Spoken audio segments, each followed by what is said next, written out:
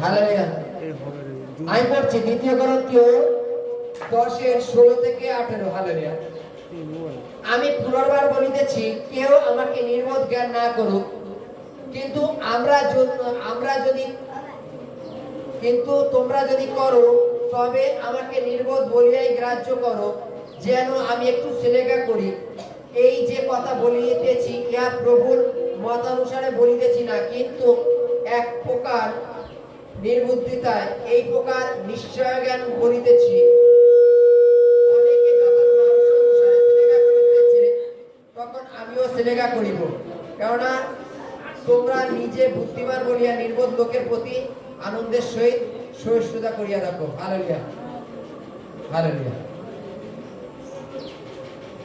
এটা মানত যে যখন আমরা সুসমাচার নিয়ে লোকের কাছে যাই, তখন প্রতিনিয়ত লোকে আমাদের মূর্খ বলে, তাই তো নাকি?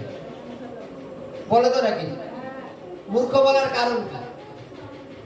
মূর্খ বলার কারণ এটা, যেমন যে বিভিন্ন ক্ষেত্রে যখন আমরা বলি যে প্রভুর পথে চলতে গেলে বাপের থেকে ফিরে আসতে হয়, তাদের মুখের একটা আওয়াজ থাকে যে মিথ্যে ছাড়া জগৎ চলে না, আর জগতের সাথে তাল মিলায় চলতে গেলে আমাদের মিথ্যে বলতে হয়। হালেলুয়া। জগতের লোকটা সময় সময় কি করে? বিভিন্ন তাস খেলার মাধ্যমে, গল্প গুজবের মাধ্যমে, এখানে যাওয়া, ঘুরতে যাওয়ার মধ্যে দিয়ে তারা সময়টা কাটিয়ে ফেলে। আর আমরা ফাঁক টাইমটা কি করি? বিভিন্ন জায়গায় বসে প্রভুর আলোচনা করি।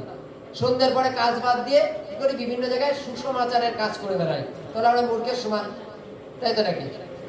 আমরা জ্ঞানীরা মূর্খ। বাইবেলে লেখা আছে, সুযোগ থাকতে সুযোগ কিনিয়া নাও। এবার এই সুযোগটা কোন সুযোগ? আমরা সুযোগ থাকতে সুযোগটা কেমন ভাবে কিনে নিই? যেমন উদাহরণস্বরূপ বলি যে হয়তো রাস্তাতে যাচ্ছে, কোন একটা মানে সর্ষের তেলের ট্যাঙ্কি উল্টে গেছে, লরি, তার প্যাকেট যত বড় বাড়ি নিয়ে যাও। কারণ বাইবেলে লেখা আছে, সুযোগ থাকতে সুযোগ কিনে নাও। যাচ্ছি, লরি উল্টে পড়ে গেছে, সবাই নিয়ে যাচ্ছে, আমিও নিয়ে যাই, তাই তো? এই সুযোগগুলো আমরা কিনে নিই। সে গাড়ির ড্রাইভার বেঁচে আছে কিনা ওটা আমার দেখার দরকার নেই। বাইবেলে লেখা আছে, সুযোগ থাকতে সুযোগ কিনে নেই। আমাদের যতটুকু সময়, মানে কাজ বাদে যতটুকু সময়, সেই সময়টা যদি আমরা প্রভুর কাজে ব্যবহার করি, তাহলে কেমন হয়? ঈশ্বর রাজ্যের জন্য ব্যবহার করলে কেমন হয়? কিন্তু জগতের লোক আমাদের মূর্খ বলে। এই যে আমাদের অবশ্যই নিজেদের গর্ব করা উচিত যে জগতের লোক আমাদের মূর্খ বলছে। কেন জানো? আমরা প্রভু ঈশ্বরের সুসমাচার নিয়ে দরবার করি, ঈশ্বরের কাজ বোঝার করি। হালেলুয়া। জগতের জ্ঞান আর ঈশ্বরের জ্ঞানের মধ্যে অনেক আকাশ পাতাল তফাৎ। কতটা? অনেক। কারণ জগতের জ্ঞান আমাদের সাময়িক আনন্দ দেয়, কিন্তু ঈশ্বরীয় জ্ঞান আমাদের অনন্ত জীবনে নিয়ে যায়। Hallelujah, hallelujah.